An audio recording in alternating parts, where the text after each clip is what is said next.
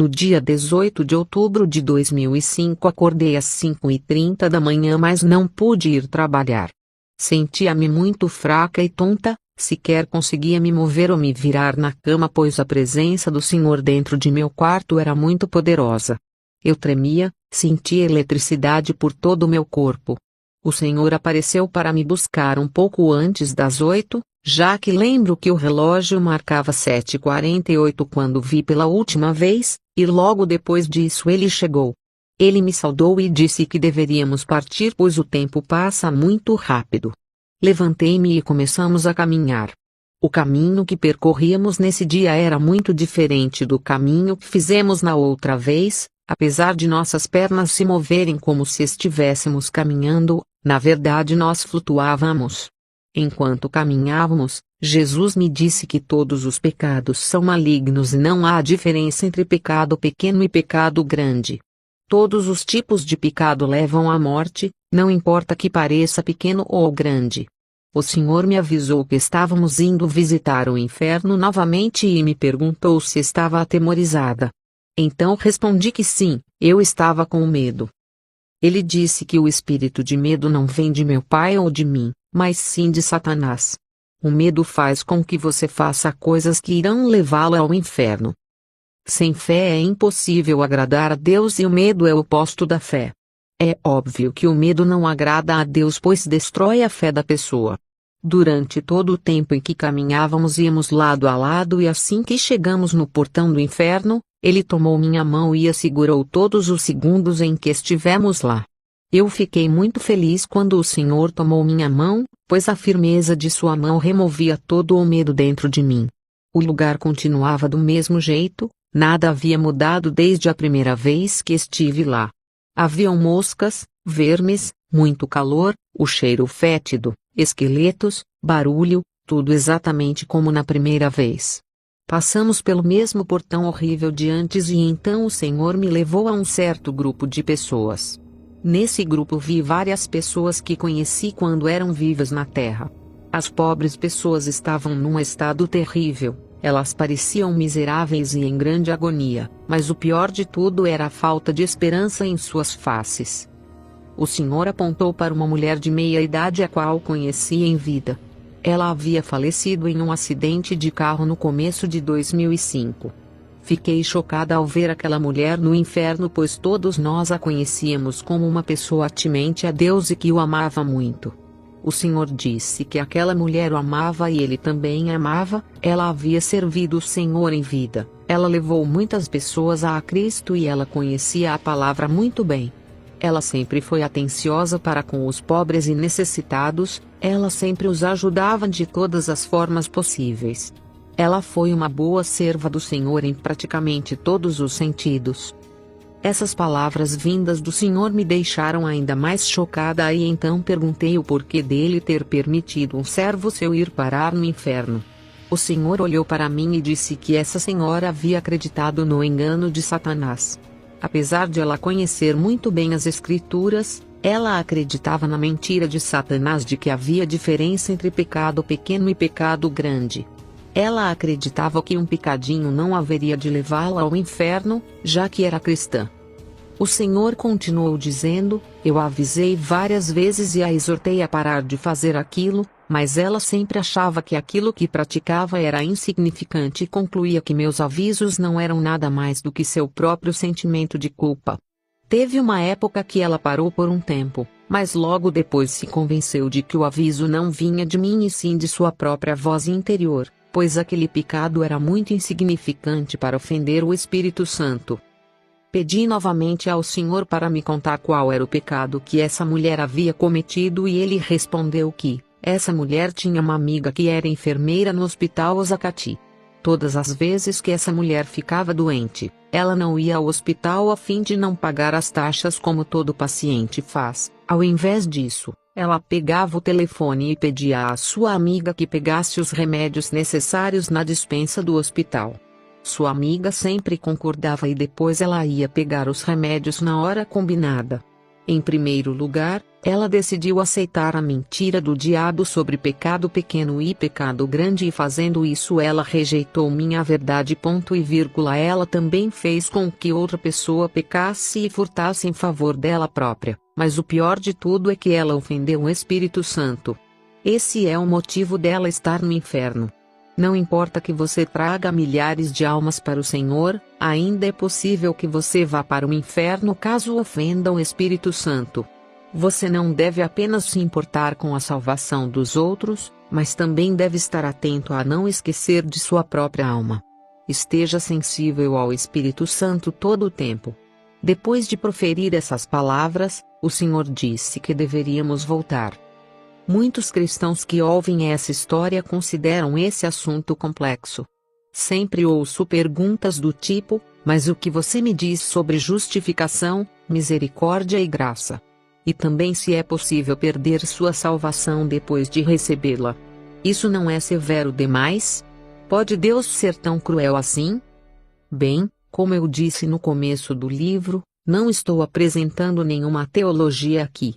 Apenas estou contando aquilo que o Senhor havia mostrado e ensinado a mim, e também aquilo que Ele permitiu que eu testemunhasse. Por favor, consulte sua Bíblia para obter respostas.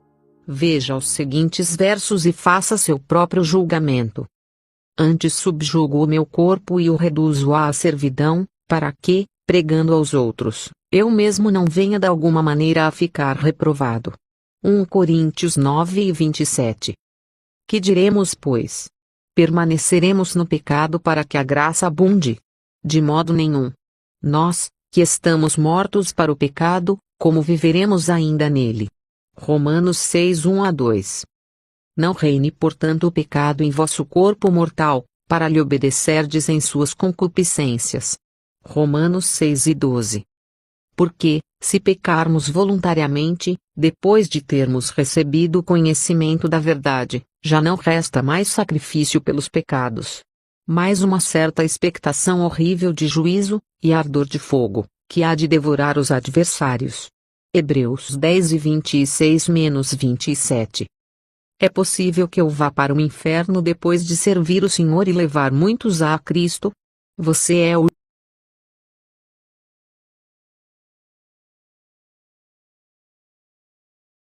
Na segunda-feira, dia 6 de março de 2006, fui acordada pelo meu despertador que tocou às 5:30 da manhã. Comecei a orar e percebi que havia uma grande unção sobre mim. Senti meu corpo fraco e trêmulo, ondas de eletricidade percorriam meu corpo. À tarde, quando estava deitada na cama, vi uma luz brilhante enchendo o quarto. Vi minúsculas bolinhas brancas do tamanho da cabeça de uma agulha.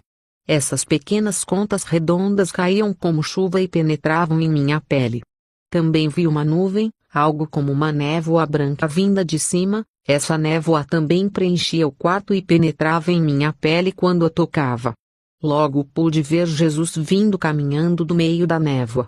Ele se sentou em sua cadeira próximo à minha cama. Eu não fazia ideia de onde apareceu aquela cadeira. Ela simplesmente aparece assim que ele faz menção de se sentar. É uma bela cadeira de ouro maciço, seu formato é similar ao da maioria das cadeiras normais com suporte para as costas. Cada perna é uma estrela prateada, uma estrela similar, porém maior, serve de apoio para as costas. E em cada perna há uma roda. Jesus me saudou e esticou sua mão em minha direção, dizendo que levantasse, pois o tempo passa muito rápido. Ele me puxou pela mão, fazendo com que sentasse na cama. Então ele disse: Victoria, vamos orar. Ele orou em uma língua que eu não conheço. A única palavra que compreendi foi amém.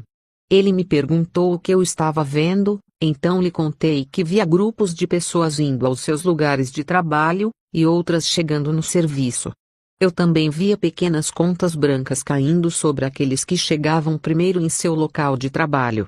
Depois do primeiro grupo, chegou outro grupo mais tarde. Mas nessa hora a chuva de pequenas contas havia terminado. Também vi diferentes grupos de pessoas chegando em diferentes igrejas em uma manhã de domingo. A chuva de contas brancas começou a cair assim que os primeiros fiéis entraram na igreja. E continuava a cair até que em um certo momento a chuva parou. Aqueles que chegaram depois não receberam nada. Jesus perguntou o que eu havia compreendido dessas visões e eu disse que não havia entendido o significado. Então ele explicou que essas visões significam que todas as vezes que você tem de estar em determinado lugar e determinada hora é porque há anjos distribuindo bênçãos nesse horário específico. Se você chega no tempo certo, você recebe suas bênçãos, mas caso você se atrase, você perde suas bênçãos para aquele dia, já que os anjos distribuem essas bênçãos para um horário específico. Victoria, eu quero lhe avisar disso pois você sempre chega atrasada no trabalho e principalmente no culto da igreja. Você tem de saber que todas as vezes que você se atrasa sem nenhum motivo válido, você perde para sempre as bênçãos desse dia e elas nunca mais retornarão para você. Victoria, você tem de parar com isso e nunca mais haja dessa maneira, a menos que você tenha um motivo válido para chegar atrasada. Quando o Senhor disse essas palavras, eu realmente tive vontade de sumir ou de lhe dar alguma desculpa aceitável para a minha indisciplina. Contei-lhe que muitas vezes eu acabava dormindo demais, mas ele fitou direto em meus olhos e disse que eu estava mentindo, pois eu tinha uma tendência péssima a voltar para a cama depois de ter acordado, de sucumbir ao desejo de dormir por mais alguns minutinhos. Depois de Jesus ter me repreendido, ele disse: levante-se. Vamos logo. O tempo passa muito rápido e temos coisas a fazer. Nessa hora o Senhor me levou a um lugar onde jamais havia estado antes, era também a primeira vez que caminhávamos pela estrada que pegamos nesse dia. Chegamos a um jardim cheio de belas flores e belas árvores verdes, nada na terra é comparável à sua beleza. As flores eram de todos os tipos de belas cores vivas. Sentamo-nos em um belo banco de praça feito de ouro maciço com pequenas estrelas prateadas e brilhantes. Ao sentarmos, ele apontou para algo à nossa frente e disse: Victoria, veja. Você consegue ver aquela cidade? Quando olhei, vi uma cidade muito brilhante e enorme. Era de uma beleza além de qualquer descrição. A cidade possuía um portão brilhante dourado, e em sua frente estava sentado um senhor de idade avançada. Ele tinha uma longa barba branca e cabelos brancos. Eu já havia visto esse senhor anteriormente, e quando perguntei a Jesus quem era esse homem, ele respondeu que era Abraão, o pai da fé. Eu vi muitas estradas pavimentadas com ouro nessa cidade. Haviam prédios altos que brilhavam como ouro. O brilho e luminosidade dessa cidade são indescritíveis. Jesus se voltou para mim e perguntou: o que você acha dessa cidade? Respondi que era muito bonita e que eu gostaria de ir lá. Jesus disse: eu vou te levar a esse lugar caso você continue obedecendo, pois é lá que estará a sua morada. Continue obedecendo, pois se você desobedecer, Victoria, corvos irão voar sobre sua casa. Sua casa servirá de moradia para corujas e divertimento para demônios. No entanto, não tema, pois eu estou convosco. Apenas obedeça. Pois todo aquele que é desobediente terá sua casa coberta por corvos e servirá de moradia para corujas e divertimento para demônios. Jesus Cristo é real e ama a todos nós com um amor indescritível. Seu maior desejo é que nós escolhamos a vida a fim de passarmos a eternidade ao seu lado. Seu coração sofre por cada um que morre e vai ao inferno por rejeitar a salvação que ele oferece, mas muitos preferem escolher o caminho da morte. Mesmo que você seja um cristão nascido de novo, por favor, lembre-se sempre desse aviso: o tempo passa muito rápido.